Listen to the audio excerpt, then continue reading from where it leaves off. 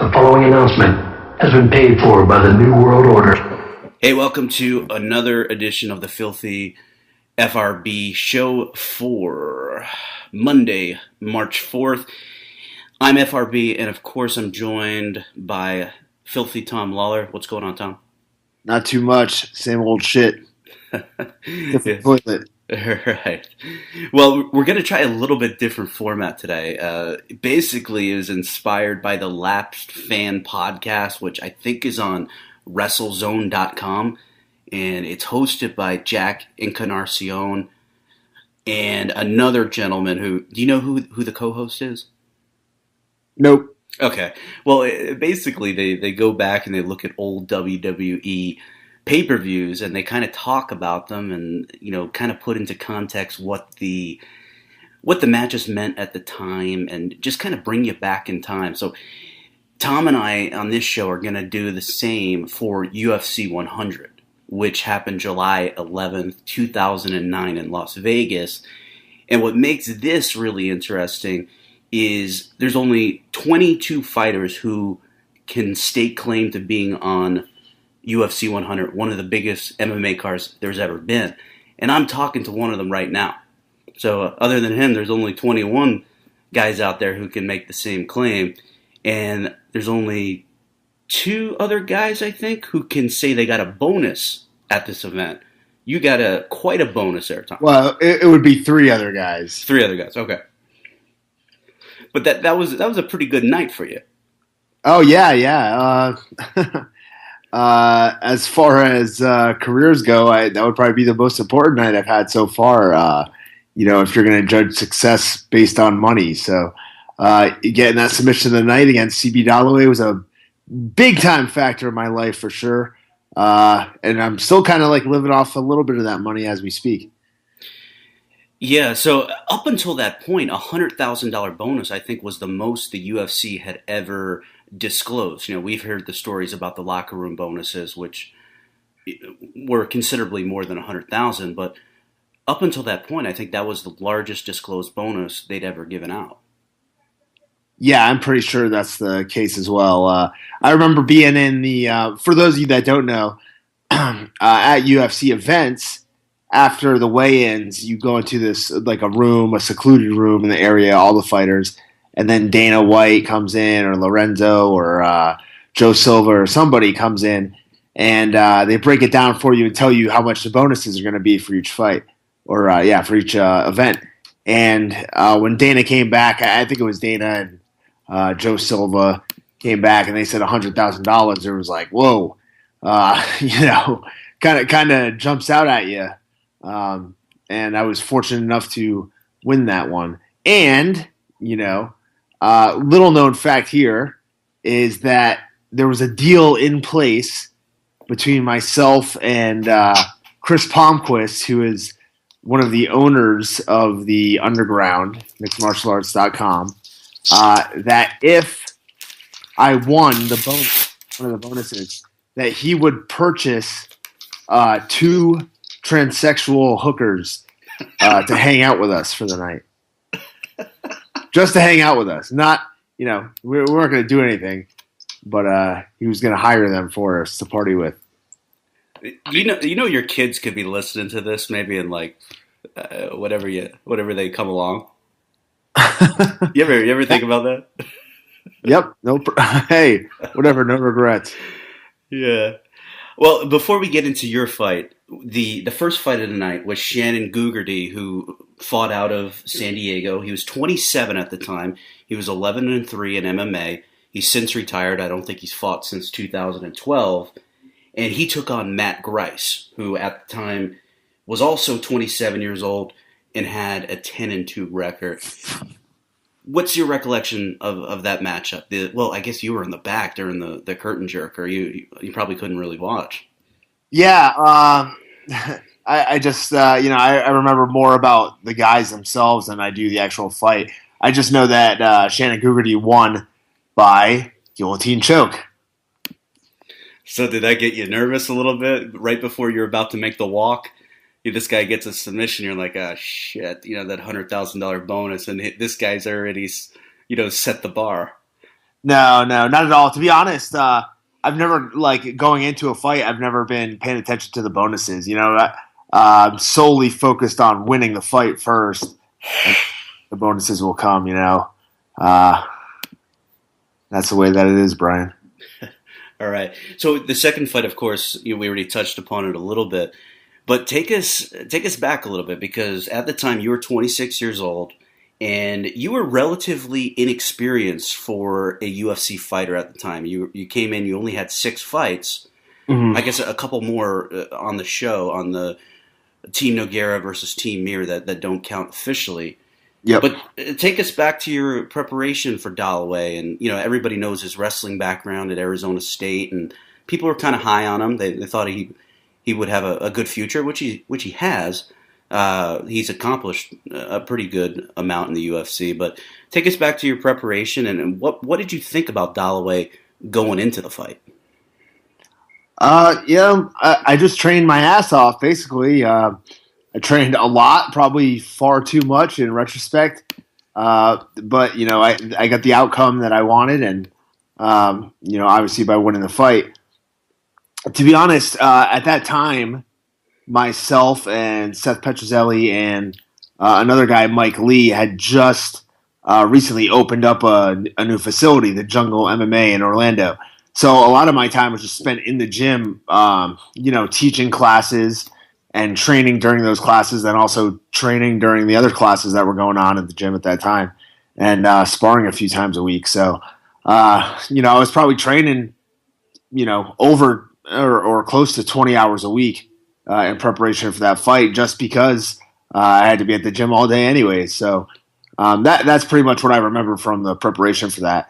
I do remember also. Okay, so we're in the back, and there's some other stories I'll tell from the locker room in a while. But right before the fight, my corner man, Mike Lee, says, we're working, we're warming up, going over submissions, and I slap on a guillotine, and after I let go, he looks at me and he goes, "Okay, don't go for the guillotine, like unless you have it for sure." So of course, the first thing that happens in the fight is we walk out and CB Dalloway throws a punch and then shoots right into a guillotine. So basically, my corner man told me not to do the move that won me the fight and won me $100,000. Yeah, so he really earned his keep that night, huh? Yeah. Between that and I have a disqualification loss on my record because Seth Petrozelli told me to knee the head of a downed opponent. Those two are not two of the better cornering jobs I've seen.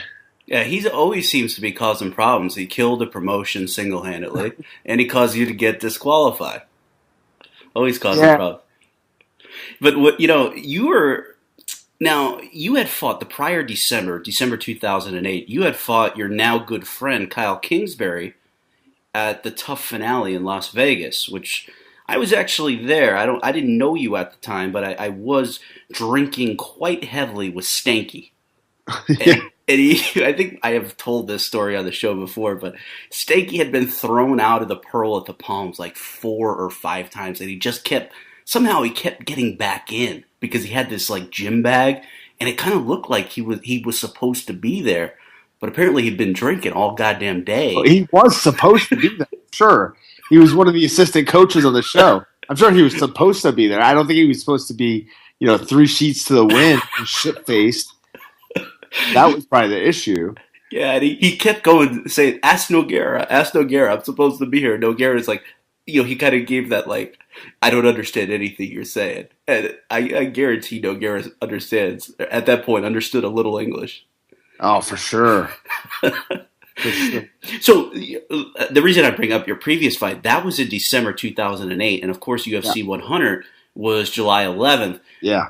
What was the reason for the long layoff, and did you have to work or politic a little bit to say, hey, get me on the biggest UFC card ever, really? No, absolutely not. Basically, that was like the first fight that was offered to me. And it was offered to me, I seem to remember, like really like 4 or 5 months out. It seemed like they had set that show. So there was a period, and that actually happened with my next fight after that fight with Aaron Simpson. it just so happened to be that there was a 6-month period between the fights. It wasn't me being injured or not looking for a fight. It just so happened that's the way the matchups and cards fell. Yeah, and I hope this doesn't kill the thunder for the main event, but Lesnar and Mir 2 was not supposed to be on this card. It was actually supposed to main event UFC 98, which was 6 weeks earlier. So Frank Mir hurt his knee.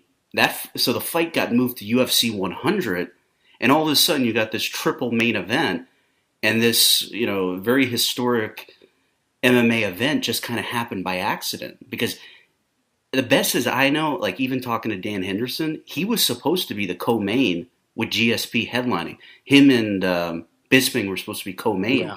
At least that's what they told him. And then when Mir got injured, that fight got moved to 100, and it cost Dan some money. Yeah, well, Dan and Bisping was a big deal at the time, coming off of the Ultimate Fighter. I think it was season 9, maybe. Yeah, it was right after the one you were on, 8. So yeah. Yep. So they were coming off of that season, and they had a lot of momentum behind that. So that was a big time matchup. Big time matchup there. And actually, I think it was the night before. Fuck, I'm not gonna be able to remember what movie it was that I went to see, but Bisping was in the theater as well, and him and his crew were loud as shit and annoying. Yeah. Talking the whole movie, man, the entire time. So the next fight was Stun Gun Kim versus TJ Grant. So coming into this fight, Stun Gun Kim was 11-0-1. He's 27 years old. TJ Grant was 14-2, 25 years old at the time. And just to set this up for you, Stun Gun Kim had beaten Jason Tan. He had won at UFC 88 against the immortal Matt Brown in a very controversial decision. And then his next fight, UFC 94, was against Carl Parisian, that Carl actually won, and then it got overturned and made a no contest because Carl had enough painkillers to get the entire city of Los Angeles high in his system. And TJ Grant, young guy back at the time. Brian, are you sure about that? I think there's a lot of junkies in LA. I mean, come on. It was quite a bit. But he had a whole bunch of stuff. The entire city? Yeah. Or maybe the entire city of Glendale, which is known to be the home of many Armenians. Oh, man. Yeah. So, if we weren't trying to stay on topic, I'd talk about this Armenian genocide thing. But yeah. The Kardashians are after Obama to chastise the Turkish government, but the Turks are an ally of ours, so we won't. I was just in Turkey not too long ago. For that. Well, it wasn't USO; it was something else, right? Yeah. Armed Forces Entertainment. Armed Forces, yeah, sure. So TJ Grant was basically this was his second fight. He had beat Rio Chonin, and then he has this fight against Stun Gun Kim. I don't think there was really much to it. Stun Gun won by decision. Do you remember anything from it? Or Nah, I think he just kind of took him down and controlled him, from what I remember.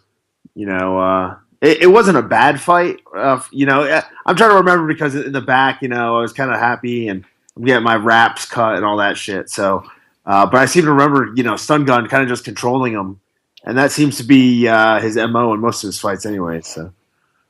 Yeah, that was his reputation that's kind of carried him, even to the present day. He just kind of takes you down and has a strong top game, and that's basically been the hallmark of his career. Next matchup was a 25-year-old Jim Miller, who was 13-2 at the time. He was a somewhat recent addition from the IFL, probably about a year he had come over from the IFL, and he defeated Mac Danzig. At the time was 29 years old and had an 18-6 record, and probably had fought in every promotion known to man, including Pride. You remember anything interesting about this one? No, my memory is probably going to start getting hazy pretty soon. Because you were drinking that night? Yeah, when it comes to some of these fights, yeah. I managed to sneak off after a little bit. and head up to the room and get some clothes, and then head back down to the arena. But I think this fight might have been the one that I missed completely. Yeah, and just to give everybody a little bit of context, Miller came into the fight. He was coming off a loss to Gray Maynard at UFC 96 in Columbus. Prior to that, he had beaten David Barron and Matt Wyman. Danzig was coming off 2 losses, Clay Guida and Josh Neer. So just to provide a little bit of context for you on that one. Hey, are my dogs going nuts? He's going nuts, yeah. Is it like too loud? Yeah, well, I mean, I can hear it. I don't. I'll try to work through it.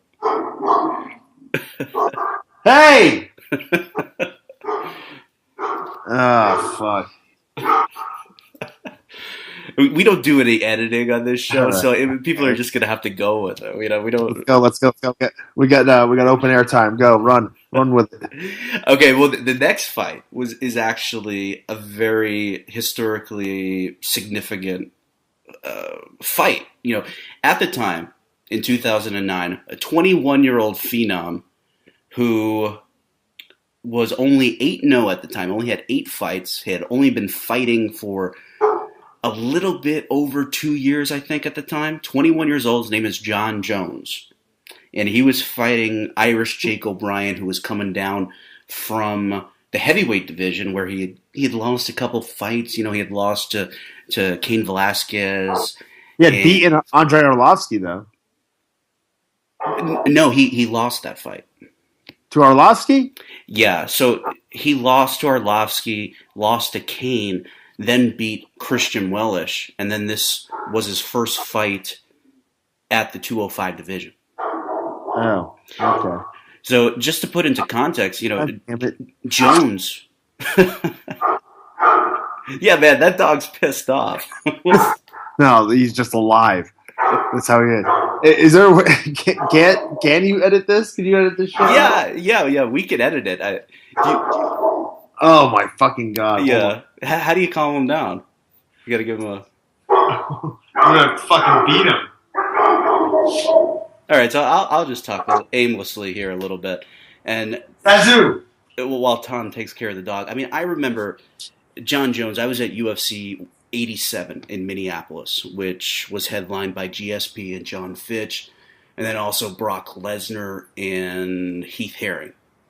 And also Roger Huerta and that's his brother, Kenny Florian was on that card. But I remember I was sitting, maybe a couple rows behind Jesse the Body Ventura and Adrian Peterson, and man, that place was packed. And it was this guy, Andre Guzmo. I don't know exactly how you say it, but at the time, he was a really hot prospect. People were talking about him a lot as a guy who could make some noise at 205 pounds. And, I see this John Jones guy, and I didn't know who he was. I don't think anybody knew who he was. He was just, fighting on some local shows in New York and just killing people. And so I just watched the fight, and, he didn't finish him. It went to a decision. But I was like, that kid, because what stood out to me was I believe John had just turned 20. Or he was 19 and was going to turn 20. Well, let's see here. 20. No, I think he was 20. So I was just like, wow, this is a young kid. And, not to make any jokes, he was an incredibly gifted athlete at the time. And you could just see, maybe this guy's going to be really good in a few years. I mean, I never thought he'd become the best fighter to ever do this, but it was pretty apparent by seeing him that night that there was something special there. And then after that, he got another fight at UFC 94 against Stephan Bonnar. And believe it or not, John Jones was a somewhat considerable underdog to Bonnar. He was at plus 160. That's what I betted at the MGM Grand Sportsbook right before UFC 94, which of course was headlined by GSP and BJ Penn. And again, he didn't finish Bonnar, but he did that very memorable spinning back elbow that kind of clipped Bonnar behind the head. But Bonnar actually won one of those rounds. So it wasn't like Jones was a completely finished product at the time, but you could see like this guy was there's something there. And Jake O'Brien, he was at the time a young guy too. He was only 24 at UFC 100. So I think Joe Silva said, hey, we got Jake O'Brien coming down from heavyweight. He might have a future in this thing. We got John Jones, 21-year-old, coming off a couple nice wins in the UFC against, one really good prospect and then one rugged veteran. And so they did the match, and John just ran through him, and John did some kind of modified guillotine. I don't even know what it's called. Hey, Tom, are you back? I guess that's a no. So it was some kind of modified guillotine. I don't know if it was a 10-finger guillotine. I'd have to watch the tape again, but it was just a really dominant performance, and you could just see, that was when you would look at John and say, in 2 years I can see that guy at the top of the division, maybe becoming a world champion. So they did that fight, of course, and then the next one up was a fight that I emotionally was really invested in because Mark Coleman was fighting Stephan Bonnar. Mark Coleman was 44 years old at the time. All right, I got rid of those fuckers. All right. So I just talked about John Jones for way too long. Yeah. Just to kind of give some of the newer fans some context of John's first few fights and what people thought of him. And I just kind of went through what I witnessed. I was at UFC 87 when he made his debut. I remembered that performance when he came to fight at UFC 94. I saw he was an underdog against Stephan Bonnar. I threw some money on him. What at this point in time, coming into UFC 100, what did you know about John Jones? What were the guys in the back saying about this 21-year-old kid from New York? Well, pretty much everybody knew he was super talented right off the bat. My last fight before fighting in the UFC, so my last fight that I've had ever outside of the UFC was on a show that John Jones made his pro debut on as well. So I saw him fight there. It was only, a short minute or two fight. So I saw him fight there. And we actually spoke about that in the back of the locker room. He had said like, hey, I fought on that show. So then we were looking at you, we were watching you, scouting you, because we thought that, we'd eventually fight you. But then, obviously he got called up to the UFC pretty soon after making his debut. And when you're, I think when he beat Stephan Bonnar, that was his second fight into the UFC. I think he beat Andre Gusmao the first time, right? Yep. Yeah. So when you beat Stephan Bonnar in your second fight in the UFC, the guy's a veteran, big time name. Obviously there's big things in the future for you. So everybody knew he was super talented. Now, was he with Jackson's yet? Or is he No. still Bomb Squad? Yeah, he was in New York. I don't know exactly what his training situation was, but I remember he had a Indian/Native American fellow in his corner. And, me and my corner guys and, Was it Tatanka? No. May have been Chief J Strongbow. Okay, all right.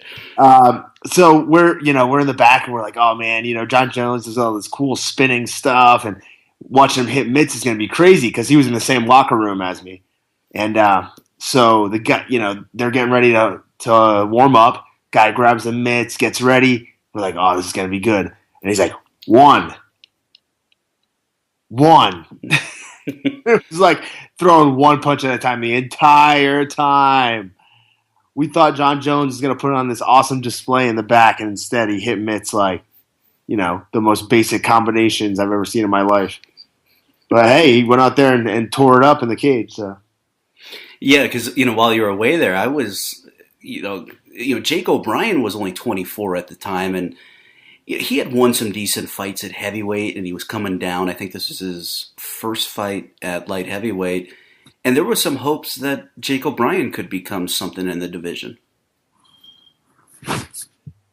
From who? His family? I thought amongst the fans, I thought that he was a respectable fighter. Yeah, respectable, but I thought that he was being fed to John Jones because Jake O'Brien was basically regarded as a boring fighter. Gotcha. So the next fight was a fight, I was just getting into it when he came back, but Mark Coleman versus Stephan Bonnar. Mark Coleman was about a 4-1 underdog. So Coleman was coming into the fight. He was 44 at the time, and he was coming off. He hadn't been very active. He was coming off a loss to Fedor at Pride in Vegas. Then he got signed to the UFC, and he was supposed to fight Lesnar at UFC 87. And then hurt his knee, didn't compete. Can you imagine what that fight would have been like? Jesus.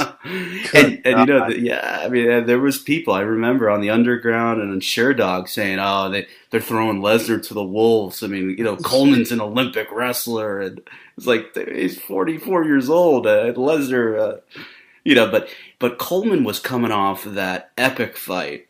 Epic. No matter which way you look at it, both guys were gassed. 60 seconds into the fight against Shogun, UFC 93 in Dublin, Ireland, which there was a young guy named Conor McGregor who was there in the stands as a fan taking a picture with Chuck Liddell. I don't know if you've seen that one going around the internet. Yeah, I have. Yeah, so Coleman was coming off that fight, and it was kind of like, Bonnar was coming off a loss. No, actually, he was coming off 2 wins, Mike Nichols and Eric Schaefer, but prior to that, he was suspended for a while because he lost to Forrest Griffin for the second time and then tested positive for a anabolic substance. So Bonnar was the big favorite. What were your thoughts going into the fight, Tom? Actually, it pretty much played out like how I thought it was going to. From what I remember, Coleman just got on top and rode him out for 3 rounds, right? I would have to go back. I could have sworn that Bonnar might have won the first round, and then at the start of the second round, Coleman caught him. Bonnar did something really stupid, and then Coleman was able to get him down and then busted him open. And then I think he took the second and third round. Does that sound about right? Yeah, I mean that could have been the case.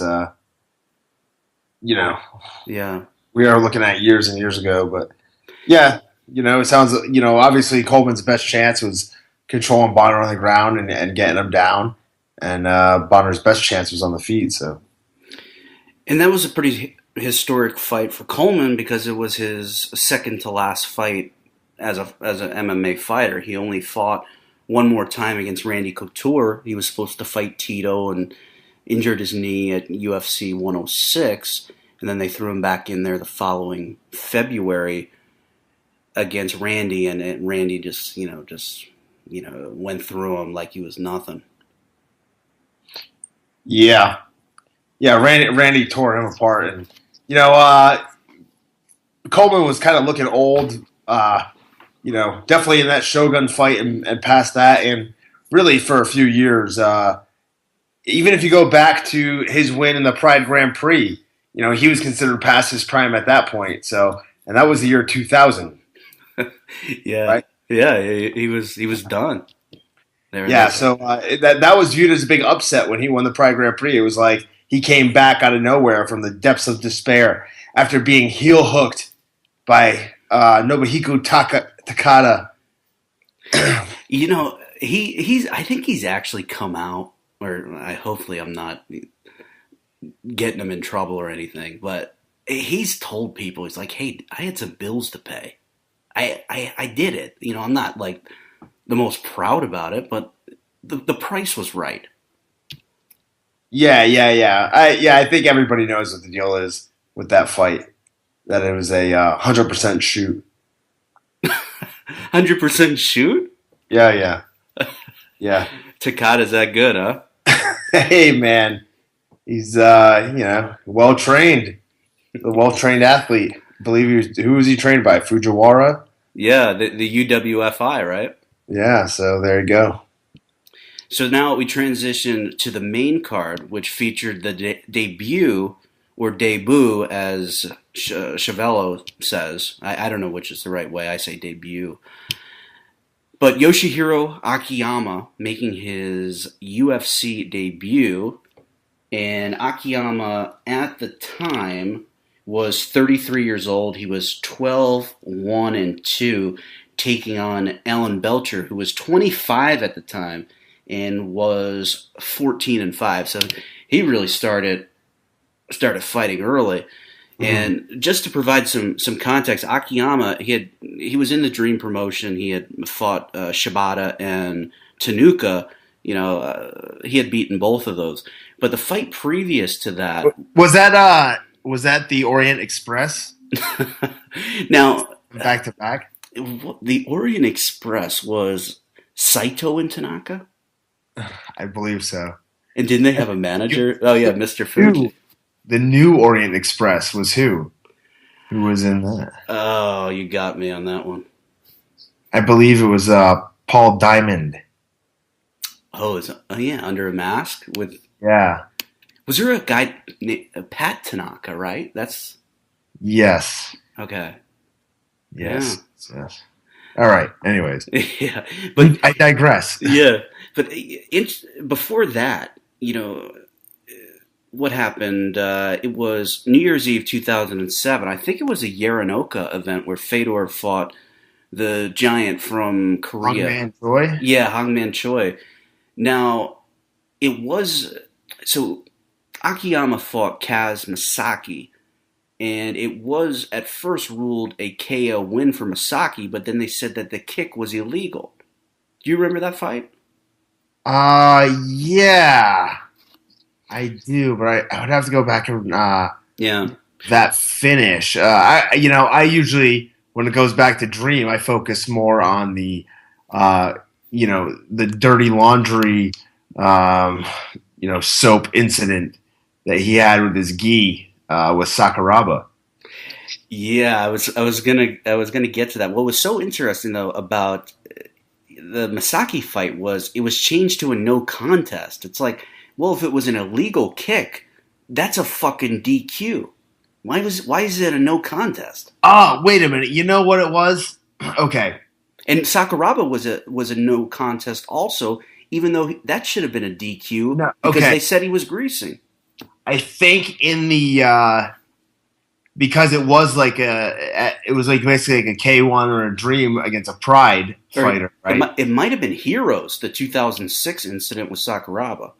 No, I'm thinking with the one with Masaki. Okay, Masaki. I think that was Yaranoka, the old executives from Dream Stage threw that event together at the last minute. Yeah, I think it maybe in that fight there were no kicks on the ground. Yeah. Yes. Yeah. But from what I remember, Masaki had just knocked him down, like clean out already, and I don't think the kick was very necessary. Yeah. So basically, Masaki deserved to win. Yeah. Even though maybe they're just trying to save face because Akiyama was their big star, but the Sakuraba Greasegate, which was 2 years before Greasegate stateside here between BJ and GSP at UFC 94, that really made Akiyama out to be this incredible heel in Japan because Akiyama comes from Korean extraction. He's Korean and Japanese, and from what I understand, the Japanese don't like the Koreans. Yeah, well, there's a lot of problems between the two of them, judging back, thousands and thousands of years with, occupation by the Japanese in South Korea. So, they're still kind of, at war with each other. And it makes it interesting that, pretty much the biggest figure in Japanese pro wrestling, Riki Dozin, was South Korean, Yeah, so the selective outrage. But Alan Belcher, coming into this, had beaten Ed Herman and also Dennis Kang. And, go back to 2009, Dennis Kang was a pretty solid win. Yeah, Dennis Kang was great at the time. He's a name that a lot of guys forget nowadays, but for a while, especially in the early 2000s, he was on a roll. And he was killing it overseas, and then it kind of fell off. His career went in some pretty interesting waves. He was not doing so great at first, kind of 50-50. Then all of a sudden he was one of the top guys in the world for a few years, and then kind of dropped off again. But he was, at the top of his game around that time. Yeah, he also had some personal problems. I've heard a lot of people say the guy was just never the same after his girlfriend at the time, Shelby Walker, passed away very young. Yeah. I think a fiance, actually. Yeah. And Brian, just to go back and clarify, so there was no kicks on the ground in the Masaki Akiyama fight. And at first they just ruled it a KO win for Masaki. Okay. Then they went back and changed it. Gotcha. So this was an incredibly controversial fight. Akiyama and Belcher. Mm-hmm. Akiyama got the decision win. A lot of people thought Belcher won. I was in the audience. I mean, live, I thought maybe Akiyama edged it, but I think I had also bet on him, so I was probably just seeing what I wanted to see. Did you get to rewatch it, or did you just watch it live? Or I remember watching it live, and I thought it was a great fight, back and forth, real close. I thought that Belcher, squeaked it out. But, I could see how you could score for Akiyama as well. Especially, the judges aren't seeing the same thing that everybody in the crowd sees. And they don't see the same thing that the people at television, watch on television see. So they get different vantage points. And maybe they're seeing stuff that, we're not seeing. So I wasn't surprised that it was a decision for Akiyama. I think the judges were mesmerized by Akiyama's walkout. The great time to say goodbye walkout, which I don't maybe 10% of the people in the audience there at UFC 100 actually got it. It wasn't like a new gimmick for them. No, but I think ever since the inclusion of that song in the movie Step Brothers, there's been a big increase in notoriety for that song. So yeah, so other than it being a good fight and getting the fight of the night and getting $100,000 a piece, I'm sure that made it a lot more manageable to deal with for Alan Belcher for, getting the perceived short end of the stick from the judges. Yeah. But so the next fight that was supposed to happen was Fitch and Paulo Thiago. Do you want to actually do it in the order that they happened, or do you want to talk about this one now? No, let's go in the order that it happened. That it actually happened. Okay, so then we'll go to Dan Henderson versus Michael Bisping, who were coming off their time as opposing coaches on Tough 9. And at this point in history, Dan Henderson was 38 years old. He had a 24-7 record, and he was coming off 2 wins. He had beaten Palhares, UFC 88, and then he had a somewhat controversial victory over Rich Franklin at UFC 93 in Dublin to get the spot on The Ultimate Fighter. It was either him or Franklin. Whoever won got it. And Bisping at the time, believe it or not, was 17-1, and his only loss was at UFC 78 to Rashad Evans, and this was his 4th fight at middleweight, and he was undefeated. I mean, he had beaten Charles McCarthy, Jason Day, and Chris Lieben. Not a murderer's row, but 3 capable guys. So he was... Are you sure none of those guys have murdered somebody? I don't know. You never know with Lieben. I mean, if there's somebody who could get away with it, it's Lieben. Yeah. I don't know. So... so Hendo and Bisping, and this is kind of like one of those things that like people are like, oh, they really don't like you. It's all fake. It's just for the cameras. Dan is a pretty easy guy to get along with. He's just kind of very low key, and he doesn't really get upset. He's just a really nice regular guy.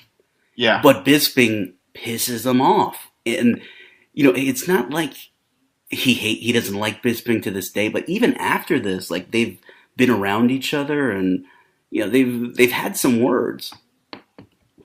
Yeah, I could definitely see how those two are very different, different personalities would clash because those two are absolutely nothing alike. Yeah, like I said, Dan is kind of low key, and Yeah, Bisping's got a big mouth and yeah. likes to stir the pot a little bit. Dan likes to wear the American flag. Bisping's like, the perfect British foil. It's great. This is a rivalry that should just continue on. Well, This rivalry should always be going on. I actually asked Dan about this when I saw him at the NCAA wrestling championships about 6 weeks ago, whenever the hell it was.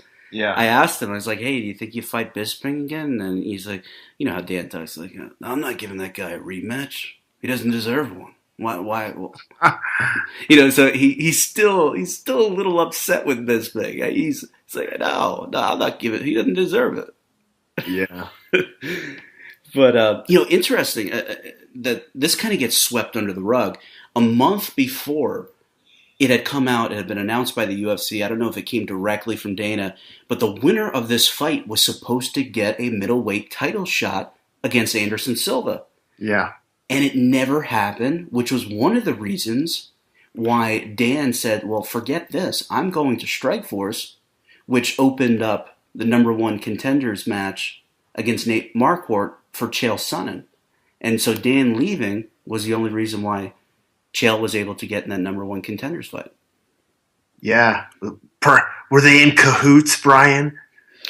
I don't know. I mean, Strikeforce offered him $800,000 a fight. And Yeah. UFC, I think, was like at maybe like half that or less. So I think it was just Showtime and Scott Coker had just come up with so much money that Hendo couldn't say no, and the UFC wasn't going to match. Yeah, they treated him really well.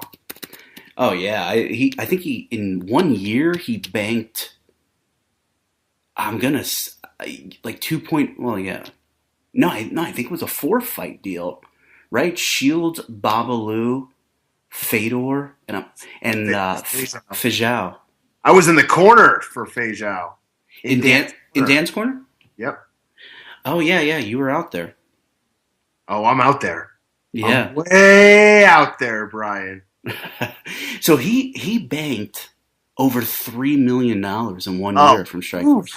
I thought you said he banged over. I was like, where's this going? No, airing this kind of stuff on, he's a married man now. Yeah. His wife is very nice. I got to meet her in St. Louis. I think her name is Rachel, but I was indulging in some drinks, so that names kind of they kind of come in one ear and out the other. But so basically, this fight is history will show that one of the greatest, or perhaps the greatest single knockout in UFC history.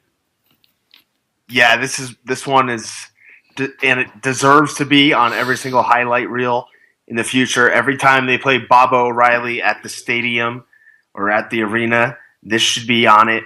Every time they have a UFC commercial, this knockout should be on it. Every time you close your eyes and you think about a fight, this knockout should be in it, along with my knockout of Jason McDonald. But yeah, this one's an all-time great knockout. For sure. So, do you have anything else on Hendo and Bisping, or just move to the next bout? No, well, I do remember. I'm in the stands at this point, watching the fights from the bleachers, and I think it was maybe Bisping's brother-in-law, perhaps. I think is in the seats, because usually when they give out the tickets to the fighters, the seats are all in the similar section. Yeah. So you're sitting with like other family members or whoever gets those tickets, and it was Bisping's like brother-in-law. And when Dan knocked him out and then hit him after, I mean, that guy was losing it. He was going nuts, screaming about how Dan's a murderer, should be suspended, how he's barbaric. Yeah, what was Dan's? What did he say? I can't say he was wrong. Yeah, well, that's what I was saying. Like, what did he say after about the second shot after the KO? He's like, that'll shut him up. Yeah, like, we'll shut him up a little bit. So he did. And there were people I remember on the forums, and they were legitimately upset. They were like, "This is going to cause the first death in the octagon, and it's going to ruin everything." Yeah. Hey, it looked like it there for a while after that. After the leaping H bomb, after he kissed his fist, throws the punch, knocks him out, kisses his fist, jump in the air, and lands like a hammer fist or forearm, whatever you want to call it, right to the face. Absolutely brutal. Yeah, yeah, and that's an example of a guy. Bisping at the time was only 30, and so he recovered after this and went on to fight a lot of big fights. But if he would have gotten knocked out like that at 36 or 37, I think that's a career ender. Yeah, it could be. I mean, that could have been the beginning of the downfall for him, really, for all we know. Yeah, I think it was. If you go through his record, I mean, he did have some decent wins. I don't know if he ever had like a real elite win. Like a signature win, yeah. I know the fight with Chael was close. Chael was number 2 in the world at the time. But it was just like even before that fight, he had struggled a little bit with Mayhem Miller. Yeah. Mayhem controlled him, took him down in that first round and won the first round. And then, Mayhem just ran out of gas. I don't know what the hell. I think this is the beginning of the unraveling of Mayhem, which may have started well before. But so, as far as that match, I think we've said everything. But so the next fight was actually the co-main event of the evening. It was George St. Pierre, who at the time was 28 years old, and he was 18-2. He had 5 wins in a row. He had defended his belt against John Fitch and BJ Penn heading into this. Thiago Alves was actually coming off a 2008 campaign where a lot of people thought that he was the fighter of the year. He had won 7 fights in a row, not all in 2008, but he had beaten Carl Parisian, Matt Hughes, and Josh Koscheck all in 2008, all considered top 10 opponents in 2008. So GSP was a considerable favorite, but there was a lot of talk that, maybe his time was coming because at the time, the Serra knockout at UFC 69 in Houston was still somewhat fresh in people's minds. So what were your memories leading up to this co-main event of UFC 100? Oh, yeah, this was probably the most intriguing fight as far as, stylistic matchups and where I thought was going to be the best fight between two, top-level, highly skilled guys on the show. And it basically just ended up being a stinker, man. It was boring big time. So, GSP'd him. He got him down, rode him around for a while, and got the decision. I think it was like he just did the same thing over and over. It was a left jab and then a knee tap takedown, right? Yeah. Just over and over for 25 minutes. Yeah, which is highly impressive in its own right. Yeah, it sure is, man, because Alves is a big fucking guy. I mean, he was killing it at the time. I mean, you were talking about had 7 fights in a row, but he wasn't. I mean, he was killing guys, right? He had probably he was doing flying knees. Had he just beaten Matt Hughes recently? Yeah, that's who he finished with the knee. Yeah, he crushed him. So he had a lot of momentum going into that fight, but GSP shut him down. Like Onyx would say, shut him down. And that was actually the first, because GSP had beaten BJ Penn, and they threw in the towel, right? So the Alves fight was the beginning of a streak where 1, 2, 3, 4, 5, 6, 7. GSP had 7 consecutive decision wins, starting with the Alves fight and ending with his retirement fight at UFC 167. Yeah, well, maybe he was just trying to give the fans their money's worth. So I gotta. Who has the record for the most minutes inside the octagon? Is it GSP? It may be. I feel like I've just seen this stat recently as well. Yeah, because I think people were talking about Mighty Mouse because Mighty Mouse says every fight's a But decision. then guys like Jim Miller, like, Yeah. you know, And I don't know if you've heard Super Callow has actually tried to give some advice to Mighty Mouse about how to better market himself, and he's now calling him Moose Johnson. Did you? It's no more, or it first started out as Mouse Johnson. He thought that would, yeah. and then it morphed into Moose Johnson. Like the fullback from the early '90s Dallas that Cowboys. that was Daryl Moose Johnston, but I love it. Well, close enough. It's Super Callow.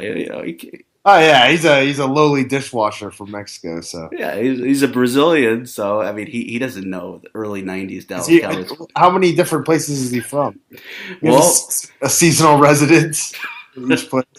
well, I mean, at one point he claimed to be Chinese. Another time he claimed to be Russian. He's claiming now to be Irish. Yeah, hey. He's been in the favela. I don't know. Hey, I love that guy. Ben Saunders is a big fan of Super Callow. Yeah, I'm a big fan of Ben Saunders. He's from Florida, isn't he? Did he train? Yeah, he's trained with him. Yeah. Yeah, I used to train with him back in the day. So backstage, you were in the stands at the time. So yep. What were your? Is that basically all? There's not much to talk about here, right? He just took him down a lot. Yeah, he just took him down. I think during this fight, actually, I was just kind of sitting in some seats. I didn't know whose seats they were. No one was sitting in them. So Nate Diaz rolls up. He's like, "Hey, man, guys are in my seats." So we move over, and we start talking a little bit. And I'm like, "Did you just get here?" He's like, "I've been asleep up in the room." And I'm like, "It's like this, this is the fucking co-main event. Like, you were asleep in the room and you just decided to come down now?" Man. Well, who knows? Who knows what type of night he had before? Oh, yeah. Hey. Maybe he just doesn't like watching fights. I mean, there's a lot of people that are like that. So, hey, maybe he's one of them. Who was with him? Was his brother with him? Or he's by himself. Oh, really? Yeah. What was the card? I was at a card, and he put out a tweet that he couldn't get tickets. Yeah, sometimes that happens. Yeah, was it this one? I don't know. Sometimes it happens. Pretty often, actually. There was some event, man. No, I think it was actually Anderson versus Weidman, the first one. He couldn't get tickets, and then some fan gave him tickets, in the rafters. But he was really happy to take them. He wanted to see the fight. Yeah, that's crazy. Yeah, the UFC couldn't find a ticket for him. So the next fight was the main event, but not the last fight. And this, like I mentioned before, it was supposed to take place at UFC 98, Memorial Day 2009. And it was scrapped because Frank Mir injured his knee. So Lesnar versus Mir 2 was pushed back to UFC 100. Did he really injure his knee? Oh, I doubt it. I mean, come on. I'm sure there was no out of competition testing back then. Yeah. So it was basically as long as you passed on fight night, everything was good. Then a couple weeks can make all the difference in the world. Yeah. So it's suspicious, but who the hell knows? So I'm thinking, more along the lines that they just kind of, didn't take the fight so they could push it back to the big show. To do a bigger Yeah. Yeah, I mean, you could be right on that. Because what was the main event of the one they pulled it off of? Evans versus Machida? Yeah, but I don't think they were going to... I'm not sure if they were going to do a double main on 98. I can't really remember offhand. Or if that Machida-Evans fight was just thrown on there because they lost Lesnar and Mir. Maybe they were going to do Machida and Evans at 100? No, that doesn't make sense. But I would have to look it up. But so just to put this fight in perspective, I think they had done either their regular preview show, or maybe I don't know if they did a prime time, but they went up and they filmed Brock. And you remember he broke that door at his gym because he got upset that they showed him a video of Mir knee barring him, and he broke this door, and he said, and then he comes back in and says, "Justice will be served."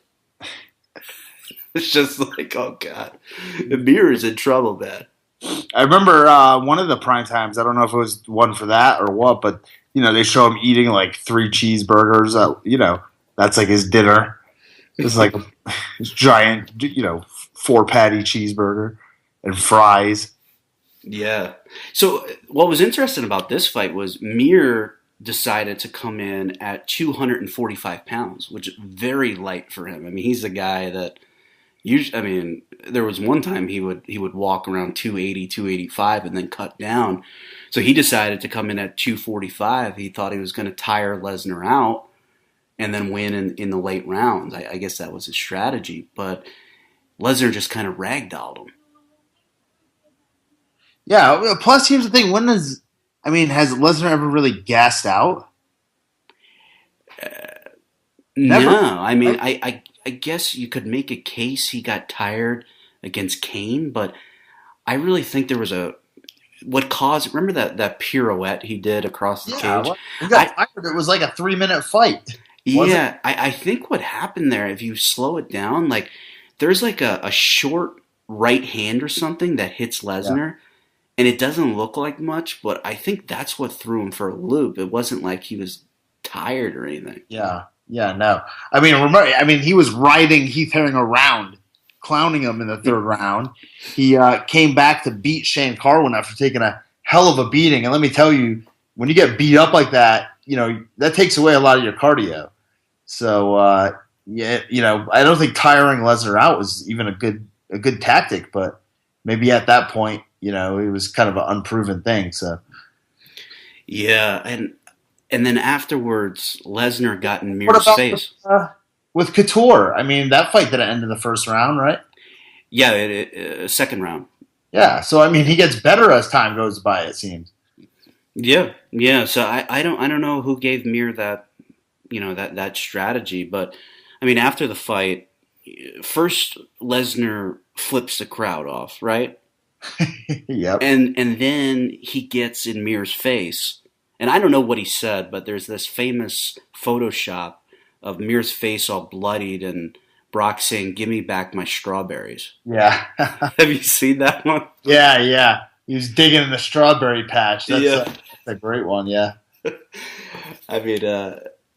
Mir's face, man, was just really, it was disfigured. Lesnar, and I could see Mir's dad's reaction right beyond the cage, and it was just like, he was like, "Get him, stop the damn fight." Yeah.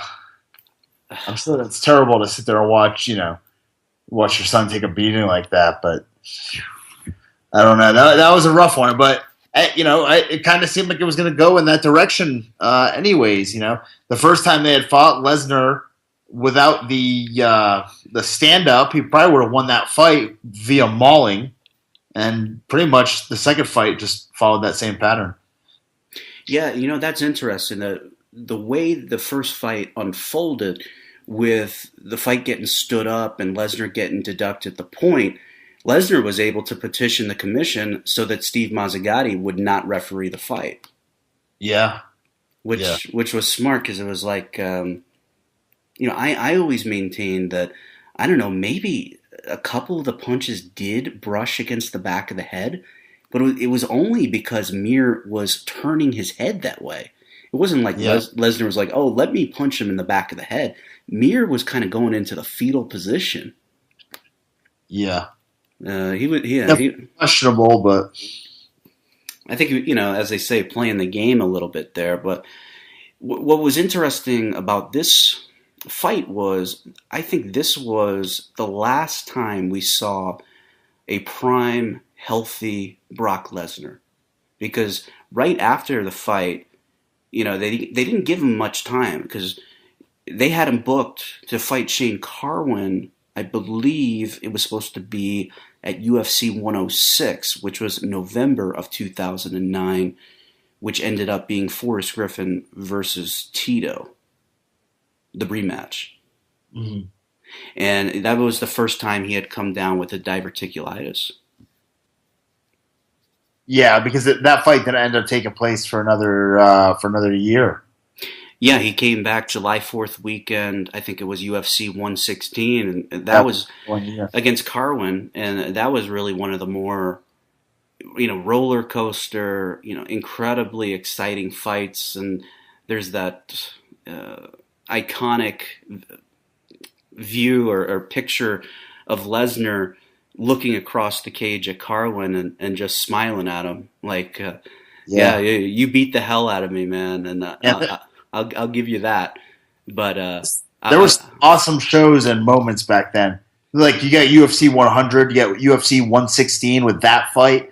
Like that was a great show. That was a phenomenal show. Yeah, remember Lieben and Akiyama in 116? Yeah, another fight that was on one of the prelims. Seth Petrozelli versus Ricardo Romero is an awesome fight to watch. You should go watch that show. You should go watch that fight, Brian. Yeah, I hate to be one of those guys that say, "Oh, things were so much better in the old days." Yeah, but you know what? They were a lot better in the old days. Yeah, in some ways, and in some ways they aren't. But the game's changing. It's never going to be like that again. So, we can sit here and reminisce, and hopefully the people in the future or people that are just getting into MMA can look back at UFC 100 and learn from it and see it as a big time historical event, and try to have their own big time memories and UFC 100s in the future. Yeah, let's hope that there's going to be events like that. Maybe this one coming up, UFC 189 with McGregor and Aldo and Rory Mack versus Robbie Lawler. Maybe that'll become an all-time epic fight. But to me, I know McGregor's a great character. There was nobody quite like Brock Lesnar, and just below him, Chuck Liddell just had this. When Chuck was in his prime, there was just something really cool. I think he was the first real American MMA superstar. Mm-hmm. Yeah, and at the same time, you also had Rashad Evans coming off The Ultimate Fighter. You had Forrest Griffin was at the height of his popularity. You also had Machida was undefeated at the time. Yeah. So he was like still a riddle that no one had even figured out or even come close to figuring out. So there was a lot of interesting characters back then. And these guys, they got a little bit more time to shine too because there weren't as many fighters under contract. And you had a prime BJ Penn back then. Yeah, who incidentally fought Machida. And even Randy was fighting. Randy at UFC 105 fought Brandon Vera, and truth be told, Vera got robbed. But I'm kind of happy they gave it to Randy because Vera to me was always frustrating to watch. A lot of talk, no results. Damn. Don't sugarcoat it. Well, I mean, come on, man. He comes in there. He says, "I'm gonna win the the light heavyweight belt and the heavyweight belt," and they offer him a pile of money. And then what's his signature win? I mean, I don't think he beat Jardine. Yeah, I don't know. What is his signature win? Frank Mir. Frank Mir, have you? Right, yeah. I don't know, but yeah, I mean, in all fairness to Vera, he did beat Randy. I thought that was kind of a bullshit decision at UFC 105 in the UK. Maybe in Nottingham. I can't remember exactly. Yeah, I believe so. I think you're right. Yeah. So, do you have any other thoughts on Lesnar and Mir Part 2? No, not really. I mean, I just remember it was a big time. It's a big time thing at the time, and one thing that we haven't touched on was the Brock Lesnar promo. Oh yeah, after the fight. How did you skip that, Brian? Yeah, because that was. I guess I don't think some people get it. Like when I'm on Twitter, I'm always talking about Coors Light. The origin of that is the Brock Lesnar promo because apparently they had some kind of handshake agreement that part of his new contract that he signed before UFC 100 was he was going to get a sponsorship from Bud Light. And for whatever reason, it didn't happen. Or the figure that they came to him with, he was like, no, I'm not taking your sponsorship, for peanuts. And man, it pissed him off. Yeah, I think I could be wrong, but it also could have been something along the lines of he was going to have the Bud Light sponsorship, and then all of a sudden they were just sponsoring the UFC. Maybe that's what it was, because I think the dollar figure they were throwing around was $20 million a year Bud Light would pay the UFC, and they probably pay a lot more now, but at the time that was considered, it might have been their biggest sponsorship. Yeah. And so Lesnar comes through the curtain and gets dressed down by Uncle Dana about going on about, I don't think he cared about, hopping on top of his wife. I don't think that really offended anybody. But it probably offended Mark Marrow. The wild man Mark Marrow, Johnny B. Bad. He's a nice guy, I know. Doesn't he have some kind of gym in Altamont Springs? Well, he's I don't know exactly what the deal with that is, but I've run into him a few times through Seth, and he's a really nice guy. Yeah, so at the press conference, Brock prominently displayed right in front of him is a Bud Light. Yeah, and they must have threatened him something terrible, because he doesn't seem the type to me to play ball. Yeah, they probably really laid the law down on him. But he's gonna go climb on top of his wife and then drink some Coors Light because Bud Light won't pay him nothing. It was great, but probably one of the top 5 MMA promos of all time. But we're forgetting the other really good one. He said that Mir had a lucky horseshoe stuck up his ass, and he pulled that son of a bitch out and beat him over the head with it. That's right. I mean, why does he have a lucky horseshoe up his ass? I don't get that. I asked some people. Apparently, that's an old expression. Maybe it's like in Minnesota, South Dakota. That's kind of like a normal expression. It sounds like an unlucky horseshoe to me. I had never heard anything about a lucky horseshoe up someone's ass, but I guess I had heard of a lucky horseshoe. But maybe Brock just made it up. I had heard of a lucky horseshoe, and I had also heard of sticking something up someone's ass. But so Brock combined. So Brock just put it together, and I think what an innovator. Yeah, and that was the last time it was really Brock unleashed, because you remember when he beat Shane Carwin. I can see Marty Morgan telling him, calm down, because he jumped on top of the cage and then started punching his chin, I guess, telling the fans that he had a good chin. And yeah, well, Marty Morgan was probably worried he was going to knock himself out. Well, his chin was never the problem, right? The problem was he was afraid of getting hit. Yeah, it was his reaction. It wasn't that he was getting knocked out. It was that he would turtle up. I mean, you remember UFC 116. I mean, the uppercut, the left uppercut from Carwin, you slow it down. That was a glancing blow. It didn't do anything to Lesnar. And he rolled up into the fetal position against the cage. It was just like, what are you doing, man? It didn't even touch you. It was all a rope-a-dope strategy.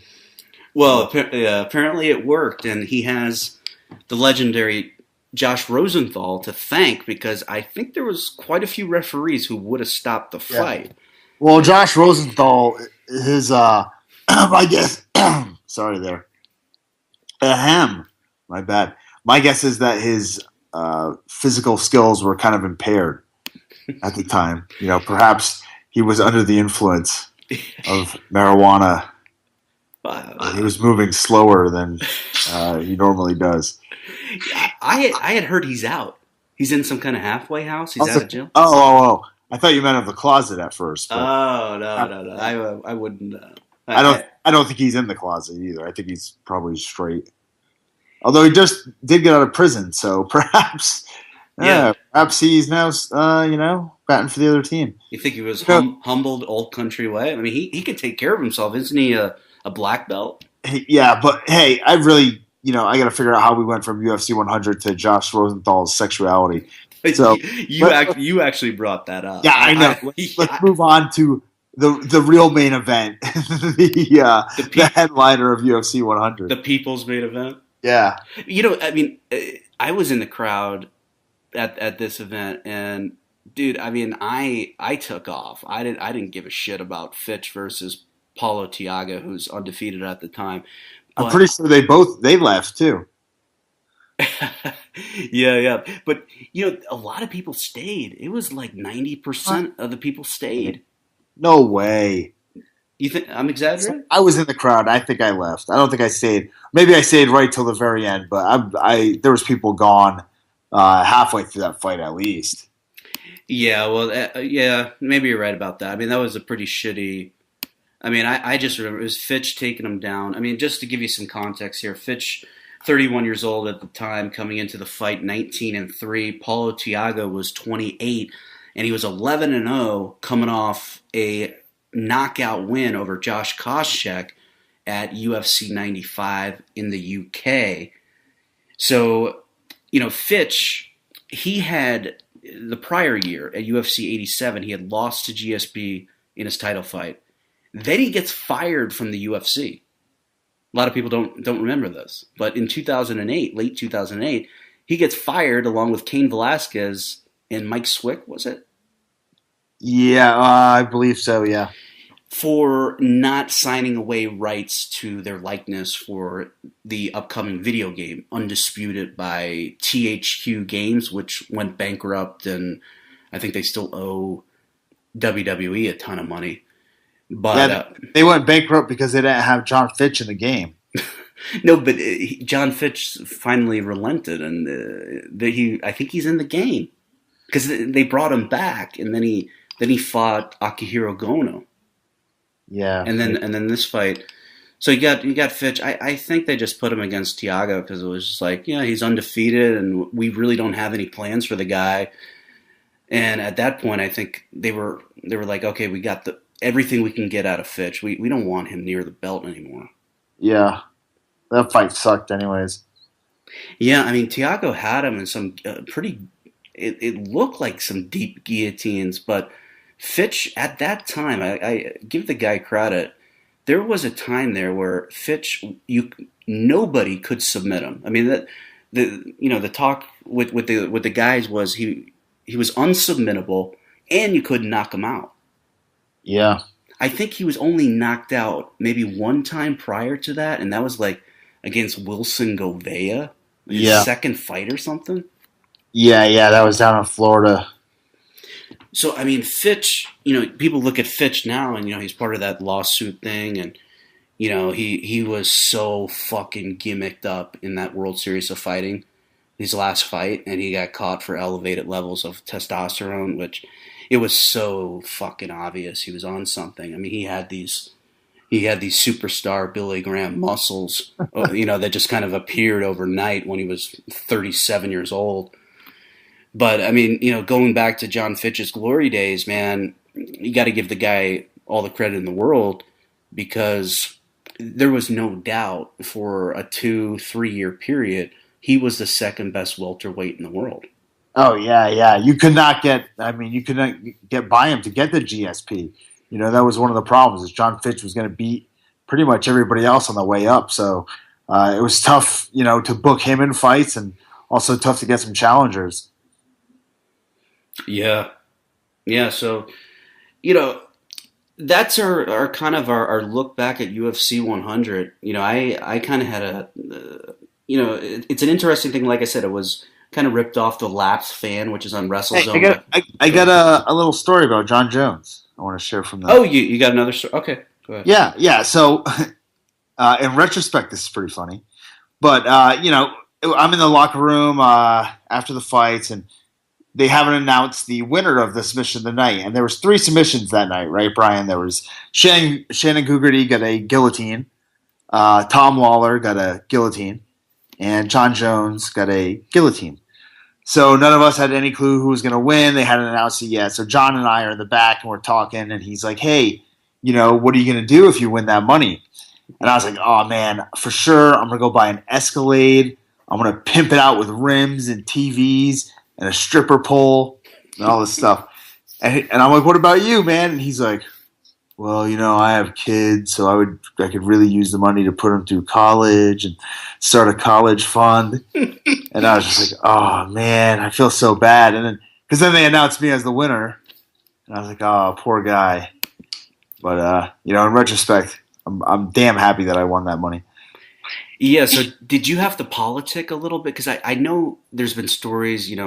Guys will have their managers go politic to Joe Silva, and what happened? Did you? Okay.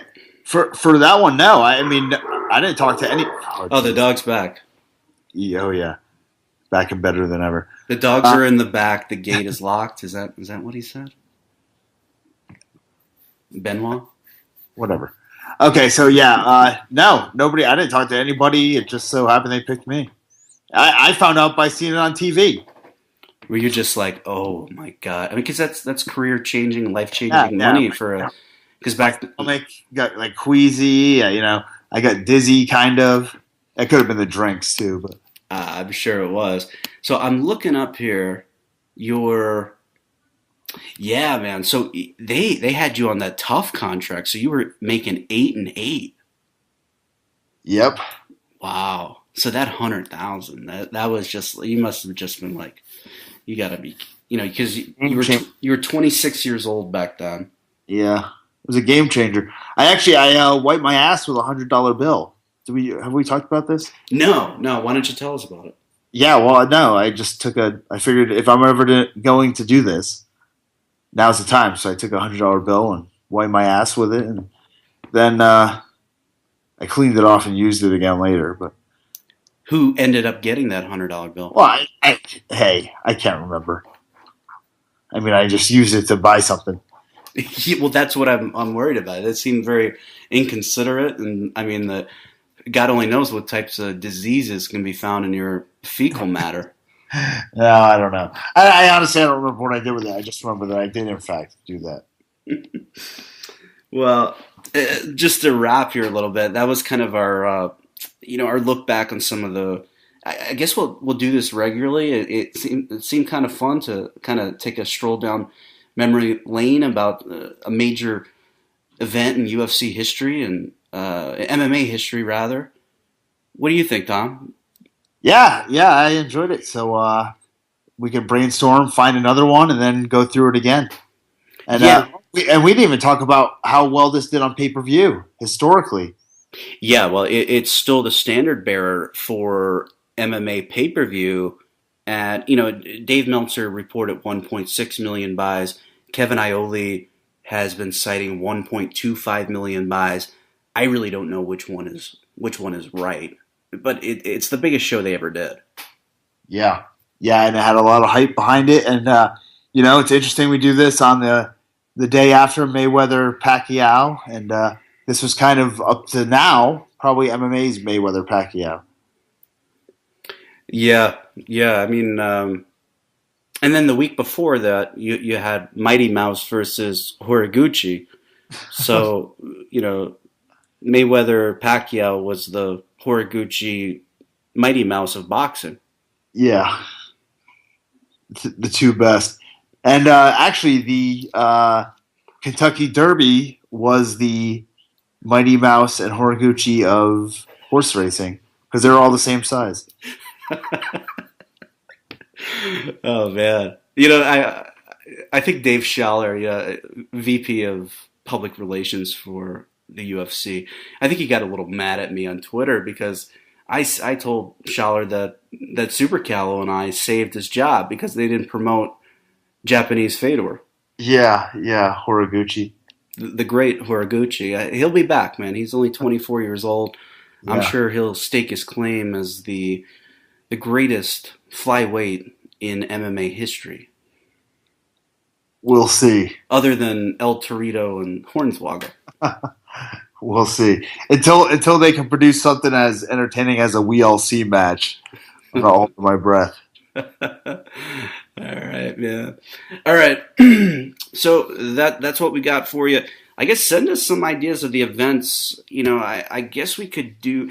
The 2002 Shockwave event kind of really intrigued me, but I don't know if I can find it anywhere online. I don't. Is that on Fight Pass, or does somebody else own the rights to that? If it's not, I'll be able to find it. Because Shockwave, I mean, I know they say there was 90,000, but I mean, I don't think there was. But it was some Japanese baseball stadium, and let me just run off the cards. Let's see here. Okay, so they say 91,107 at Tokyo National Stadium, with the main event being Mirko Krokop versus Sakuraba. Yep. And then also the legendary Big Nog versus Bob Sapp match was on there too. Yep. So that would be an interesting one. So, or even Affliction, because there's a lot of historical things related to Affliction. That was a cool time to be a fan, man. Back in 2008, there was a lot of things going on. Yeah, we could also check out like King of the Cage, Desert Heat. Who was on that? Was Rampage on that, or I don't know. I don't know. But the event that I'm most proud of, and maybe in 20 or 30 years, I'll be able to show them the ticket stub and say, hey, I got credibility as a hardcore fan. April 2008, I went to the Yama pit fighting event in Atlantic City. That is impressive. I mean, it was Scotty Farrell was the ring announcer. And I'm sitting next to this guy who is sportscaster? Yeah, the sportscaster. The guy is like, Scotty Farrell. Yeah, I was on his show. He was a show on Howard Stern's network, right? Yeah, Howard 101, yeah. Yeah, I was on his show once. Oh. They said he requested me. Really? Like from the press, yeah. Like he requested me out of all the people. Well, I mean, the guy wasn't an expert on MMA, but I mean, shit, he watched MMA a lot more than, guys that have national TV shows. I mean, Howard 101, prior to that, he was on like national, like Westwood One with CBS, but I mean, I think they caught him doing a bunch of coke, like right before the show, and it was a big fucking disaster for him. But I know that's shocking that you would think Scotty Farrell would be using a substance such as that. Yeah, no way. Yeah, so Scotty Farrell, remember backstage? Him and Chuck Zito at Affliction 1 were handling the backstage interviews. Yeah, that's insane. Oh, man. All right, so that's it for this weekend, and you'll be hearing from us. Oh, and I want to remind people that on WrestlingObserver.com, Tom has a new show with Brian Alvarez. I don't know if it's called Figure 4 Daily, or is it the Tom Lawlor show with Brian Alvarez? No, it's Figure 4 Daily, but I was thinking today that, I mean, to be honest, the Figure 4 is kind of like an outdated move. So I'm going to push for something like maybe the Sharpshooter Daily, or, maybe the Yes Lock Daily. Switch it up. The Figure 4, that's been around for ages and ages, and, we need to move out of the Stone Age here. Sister Abigail Daly. Oh, please no. Yeah, that's not a great move, is it? Oh my God, it's terrible. How about Hell's Gate? That is the worst move. I don't even want to continue this conversation any longer. Well, anyway, you really should. I mean, if you're listening to this, you really should subscribe to Dave Meltzer, Brian Alvarez's website, WrestlingObserver.com. I've been subscribing to that newsletter since I was about 10 years old, so over 20 years. Yeah. What's actually crazy is I'm probably one of the few people, I may have mentioned this before, is like I used to pirate their stuff, and then I thought, like, wait a minute. Like, well, this wasn't going on for a long time, like a week or two. And I was like, I really enjoy listening to this. And I went and, searched it out to buy it. So, all those people that say that free MP3s and free music, leads to more sales. I mean, in this case, they were right. as far as it goes for me in that. So it's a quality product when you can get it for free. You know how to find it for free, and you still go and pay for it. So Yeah, and I think what is it, $10 a month? yeah. Well, I think a yearly subscription maybe knocks it down to like $9.99, and I think maybe it's $10.99 otherwise. But Yeah, awesome source. So you get the Wrestling Observer newsletter, you get Brian Alvarez's newsletter, all the radio shows, and Dave's subscription board, the board as they call it, and Dave, he'll just appear out of nowhere and Dave somebody, which is kind of like when somebody's talking like bullshit and they're totally wrong on something. Dave will come in there and like give them the lowdown and just totally humble them, and then like someone will come in and put Daved. Yeah, it's like we're really sounding like internet nerds now, Brian. Fuck them. Who cares? All right, Tom. Hey, good talking to you again, and we'll talk this week and figure out what we're doing for next week. All right, sounds good, man. Later, buddy. Peace. Gym bag, and it kind of looked like he was supposed to be there, but apparently he'd been drinking all goddamn day. Well, he was supposed to be there. Sure, he was one of the assistant coaches on the show. I'm sure he was supposed to be there. I don't think he was supposed to be, 3 sheets to the wind and shit-faced. That was probably the issue. Yeah, and he kept going, saying, ask Nogueira, I'm supposed to be here. Nogueira's like, he kind of gave that, like, I don't understand anything you're saying. And I guarantee Nogueira understands, at that point, understood a little English. Oh, for sure. So the reason I bring up your previous fight, that was in December 2008. And, of course, UFC 100 was July 11th. Yeah. What was the reason for the long layoff, and did you have to work or politic a little bit to say, hey, get me on the biggest UFC card ever, really? No, absolutely not. Basically, that was like the first fight that was offered to me. And it was offered to me, I seem to remember, like really like 4 or 5 months out. It seemed like they had set that show. So there was a period, and that actually happened with my next fight after that fight with Aaron Simpson. It just so happened to be that there was a 6-month period between the fights. It wasn't me being injured or not looking for a fight. It just so happened that's the way the matchups and cards fell. Yeah, and I hope this doesn't kill the thunder for the main event, but Lesnar and Mir 2 was not supposed to be on this card. It was actually supposed to main event UFC 98, which was 6 weeks earlier. So Frank Mir hurt his knee. So the fight got moved to UFC 100, and all of a sudden you got this triple main event, and this very historic MMA event just kind of happened by accident. Because the best as I know, like even talking to Dan Henderson, he was supposed to be the co-main with GSP headlining. Him and Bisping were supposed to be co-main. Yeah. At least that's what they told him. And then when Mir got injured, that fight got moved to 100, and it cost Dan some money. Yeah, well, Dan and Bisping was a big deal at the time, coming off of the Ultimate Fighter. I think it was season 9, maybe.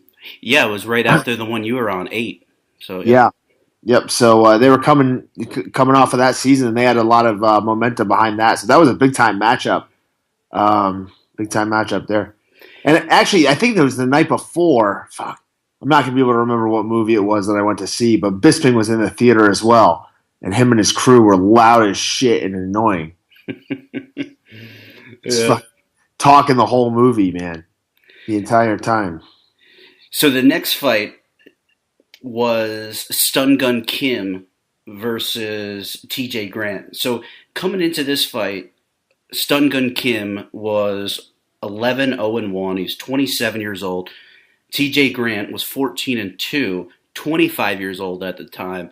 And just to set this up for you, Stun Gun Kim had beaten Jason Tan. He had won at UFC 88 against the immortal Matt Brown in a very controversial decision. And then his next fight, UFC 94, was against Carl Parisian, that Carl actually won, and then it got overturned and made a no contest because Carl had enough painkillers to get the entire city of Los Angeles high in his system. And T.J. Grant, young guy back at the time. Brian, are you sure about that? I think there's a lot of junkies in L.A. I mean, come on. It was quite a bit. He had a whole bunch of stuff. The entire city? Yeah. Or maybe the entire city of Glendale, which is known to be the home of many Armenians. Oh, man. Yeah. So, if we weren't trying to stay on topic, I'd talk about this Armenian genocide thing. But yeah. Yeah, the Kardashians are after Obama to chastise the Turkish government, but the Turks are an ally of ours, so we won't. I was just in Turkey not too long ago. For that. Well, it wasn't USO; it was something else, right? Yeah. Armed Forces Entertainment. Armed Forces, yeah, sure. So T.J. Grant was basically this was his second fight. He had beat Rio Chonin, and then he has this fight against Stun Gun Kim. I don't think there was really much to it. Stun Gun won by decision. Do you remember anything from it? Or Nah, I think he just kind of took him down and controlled him, from what I remember. It wasn't a bad fight. I'm trying to remember because in the back, I was kind of happy and I'm getting my wraps cut and all that shit. So, but I seem to remember, Stun Gun kind of just controlling him, and that seems to be his MO in most of his fights, anyway. So. Yeah, that was his reputation that's kind of carried him, even to the present day. He just kind of takes you down and has a strong top game, and that's basically been the hallmark of his career. Next matchup was a 25-year-old Jim Miller, who was 13-2 at the time. He was a somewhat recent addition from the IFL, probably about a year he had come over from the IFL, and he defeated Mac Danzig. At the time was 29 years old and had an 18-6 record, and probably he would have a good future, which he has. He's accomplished a pretty good amount in the UFC. But take us back to your preparation, and what did you think about Dalloway going into the fight? I just trained my ass off, basically. I trained a lot, probably far too much in retrospect. But I got the outcome that I wanted, and obviously by winning the fight. To be honest, at that time, myself and Seth Petrozelli and another guy, Mike Lee, had just recently opened up a new facility, the Jungle MMA in Orlando. So a lot of my time was just spent in the gym, teaching classes and training during those classes, and also training during the other classes that were going on at the gym at that time, and sparring a few times a week. So, I was probably training, over or close to 20 hours a week in preparation for that fight, just because I had to be at the gym all day anyway. So that's pretty much what I remember from the preparation for that. I do remember also, okay, so we're in the back, and there's some other stories I'll tell from the locker room in a while. But right before the fight, my corner man, Mike Lee, says, we're working out, we're warming up, going over submissions, and I slap on a guillotine. And after I let go, he looks at me and goes, "Okay, don't go for the guillotine, unless you have it for sure." So of course, the first thing that happens in the fight, we walk out and CB Dalloway throws a punch and then shoots right into a guillotine. So, basically my corner man told me not to do the move that won me the fight and won me $100,000. Yeah, so he really earned his keep that night, huh? Yeah. Between that and I have a disqualification loss on my record because Seth Petrozelli told me to knee the head of a downed opponent. Those two are not two of the better cornering jobs I've seen. Yeah, he always seems to be causing problems. He killed a promotion single-handedly, and he caused you to get disqualified. Always causing problems. But you had fought the prior December 2008, you had fought your now good friend Kyle Kingsbury at the Tough Finale in Las Vegas, which I was actually there. I didn't know you at the time, but I was drinking quite heavily with Stanky. And I think I have told this story on the show before, but Stanky had been thrown out of the Pearl at the Palms 4 or 5 times, and he just kept somehow he kept getting back in because he had this like. And when Dana came back, I think it was Dana and Joe Silva came back, and they said $100,000. It was like, whoa, kind of jumps out at you. And I was fortunate enough to win that one. And little known fact here is that there was a deal in place between myself and Chris Palmquist, who is one of the owners of the Underground, mixedmartialarts.com, that if I won one of the bonuses, that he would purchase 2 transsexual hookers to hang out with us for the night. Just to hang out with us. Not, we weren't going to do anything, but he was going to hire them for us to party with. Your kids could be listening to this maybe in like whatever they come along. You ever think about that? Yep. Hey, whatever. No regrets. Yeah. Well, before we get into your fight, the first fight of the night was Shannon Gugerty, who fought out of San Diego. He was 27 at the time. He was 11-3 in MMA. He's since retired. I don't think he's fought since 2012. And he took on Matt Grice, who at the time was also 27 years old and had a 10-2 record. What's your recollection of that matchup? I guess you were in the back during the curtain jerk, or you probably couldn't really watch. Yeah, I just I remember more about the guys themselves than I do the actual fight. I just know that Shannon Gugerty won by guillotine choke. So did that get you nervous a little bit right before you're about to make the walk? This guy gets a submission, you're like, ah, shit, that $100,000 bonus, and this guy's already, set the bar.